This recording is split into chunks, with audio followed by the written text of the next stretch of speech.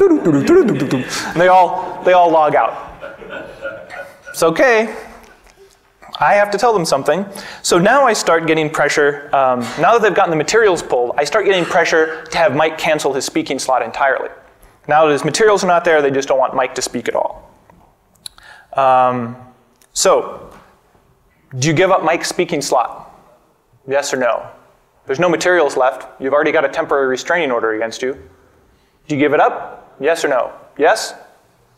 No. Right. No, you don't give it up. Because it's not ISS or Cisco's slot to give up. It's Mike's slot. And if Mike wants to present something else, I'll let him. So if he has a backup presentation on voice over IP. If he wants to present that, that's the least I can do for all the trouble he's gone through. So, sure, Mike can present. So, I'm next door at a presentation of my own, and all of a sudden, my cell phone just starts to all these phone calls start coming in and messages and pagers. And apparently Mike's next door busting loose with his Cisco talk. He gets in there and he walks in, the room is packed, everybody wants to see it. And he's like, hey, I'm going to give my talk on voice over IP security. And everybody boos, like a room of like 600 people boos. And half of them stand up and it's like this mass migration of 300 people trying to get out the doors. He's like, well, how many people want me to do my original talk? And everybody's all like, woo! Go Mike. So Mike's like, oh, okay, sorry, Jeff. And he gives his talk. So Mike quits on stage, quits ISS on stage, and gives his original presentation.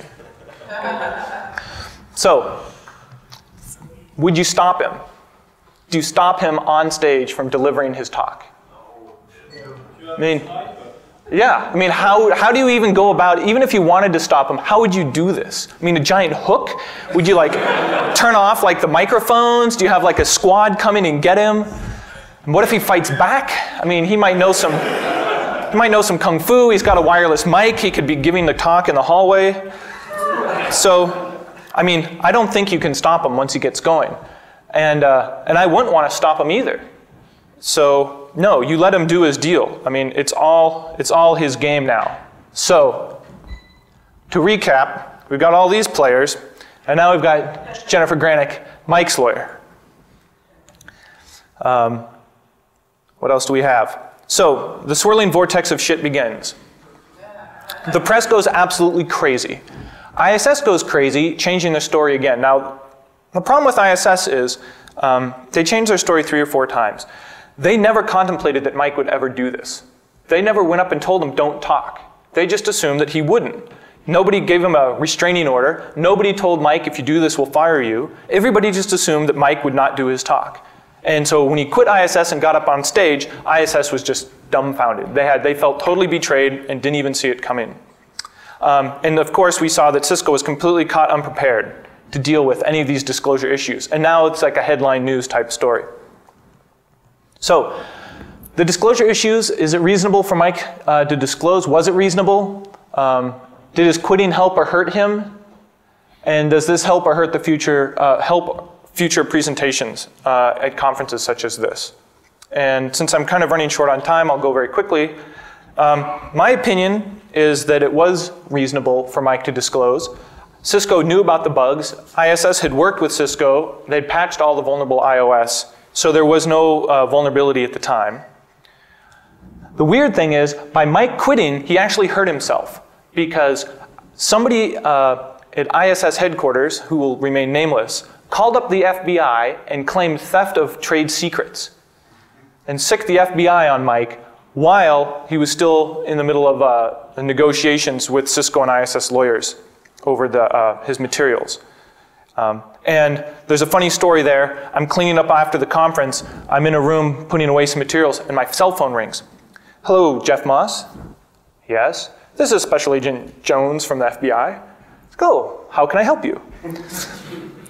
Like, yes, can you come to the front desk? We'd like to ask you some questions. Well, I'm a little bit busy right now. Maybe I can answer your questions over the phone. No, we think it would be best if you came to the front desk and asked us some questions, answered some questions for us. well, no, I'm really busy. It's not that I don't trust you. It's just that I've got this conference to close up. Why don't you just ask me these questions over the phone? Now I'm like hiding behind the screen, right? Because I don't know where they are. And they said, no, it's just no big deal. Why don't you come out and talk to us? And I said, well, maybe I should have my attorneys there? And they said, oh, you mean Jennifer Granick or Jeff McNamara? Yes, they can come if you'd like. How did they know the names of the attorneys? So like I'm speed dialing Jennifer. She's having dinner with her parents, and I'm getting my attorney there, and the FBI agents are there, and they are investigating this theft of trade secrets thing. And so Jennifer Granick's representing Mike Lynn. She's like, is my client the target of an investigation? Is my client the target of an inquiry? Is there an arrest warrant out my client? Is there a pending arrest warrant out against my client? She's grilling the FBI agents. Like, we can't tell you that. We can't disclose. We don't know. We're just in the early stages of an investigation. And so it goes back and forth. Mike had already left and flown home, but the FBI didn't know that. And then the FBI says, we're here to gather all evidence. Give us the tape of the video recording of the presentation. And I say, I can't do that. I've got it, but I can't give it to you. And the FBI doesn't like being told no. But I couldn't. I said, well, there's a federal judge that told me I can't give it to you. I have to give it to him. And the FBI is like, oh, yeah, you do what the federal judge says. That'd be good. Yeah. Don't anger the federal judge. And they didn't know that this whole other thing was going on. And it turns out the guy at ISS on his own, without informing legal, just called the FBI on Mike. So some of the fallout, just when you think it's over, it's all settled, half the prospective buyers run away from the conference. They think there's a little too much risk involved in buying a conference business. But 2 remaining people think it's really cool. And they're like, do you see how much press you're getting? This is great. And I'm like, okay, I want to talk to you 2 guys. You're the kind of company I want to be bought by.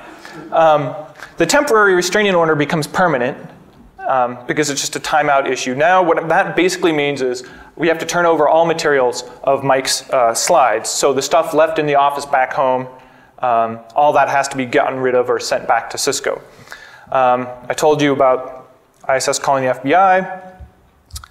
And then we have this little problem with our web server leaking data. So we're at DEF CON now, and everything's good. Problem solved. And I start getting a call from my attorney at like 7 in the morning saying that the material of Mike's stuff's still on the website.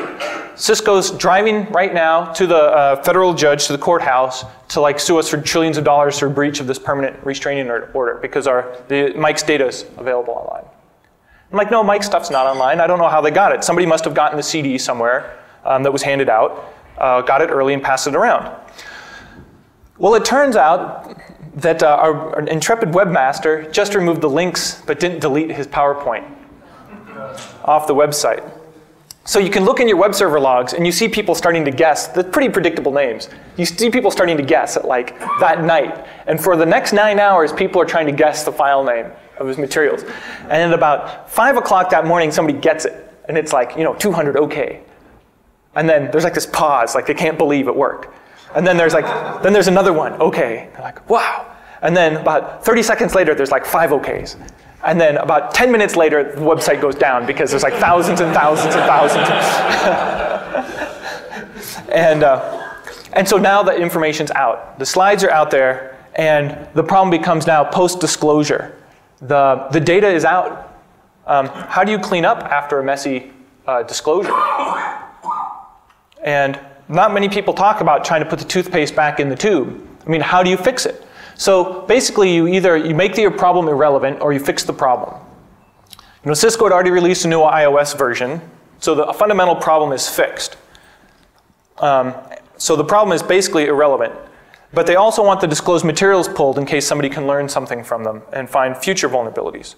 So we have to remove all the existing physical and electronic material, and they threatened to sue us for any further disclosure. Now, Cisco was fantastic to work with. Their lawyers were great. I mean, it was like dealing with real business people. You talk to them on the phone, you tell them you're going to do something, they would do what they said they were going to do, we would do what we said we were going to do. Dealing with the ISS attorneys was a complete and utter nightmare because the lead attorney was not an attorney. He was an egomaniac. And so he was the guy that ended up calling the FBI on Mike. And so we could talk sense with Cisco and say, hey, we deleted the PDF. You know, we still don't think our PDF is the one that got everywhere. We think it came from a CD, but this is us going to have to clean up the data leakage. -5 minutes. Okay, excellent. Third to last slide. So you can see the materials would come into us, and it propagated to people's email spools, backups, CD masters, backup servers. It went to the press.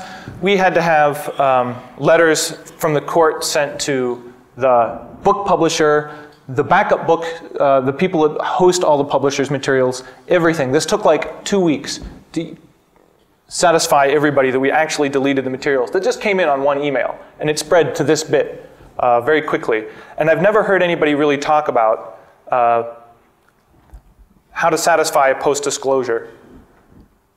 So that was a big insight. It took me over 5 months to get out from underneath it.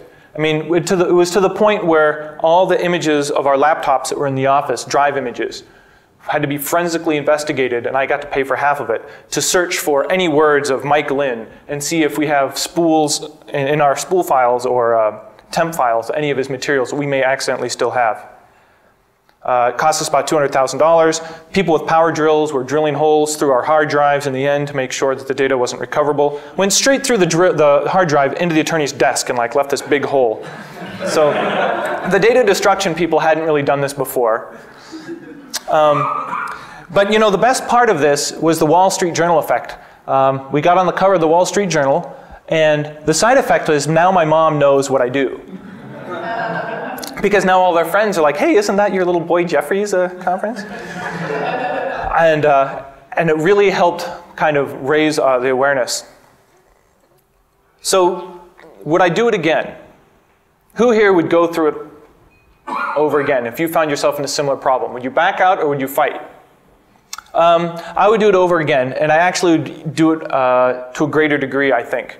Not only is your reputation at stake, but you can't run a conference if you fold to this kind of pressure. Who's going to present? Everybody already sort of self-censors the material now, more now than they did, say, 3 years ago. 3 years ago, the 0 days were dropping. Now, everybody's got censored blocks and scribbled out notations, and it's already hard enough to pass on the information.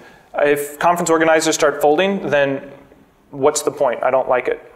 And in the press wasn't bad either, because the press always sees this as sort of a First Amendment right to free speech issue. So I don't think you're ever going to lose the press. They'll always be on your side, as long as you behave sort of responsibly. I zoomed through this a little bit because we started late, but I think if you look at the steps I took as this unfolded and ask yourself, was it reasonable? Would you have behaved in the same way? And if not, how would you have behaved differently?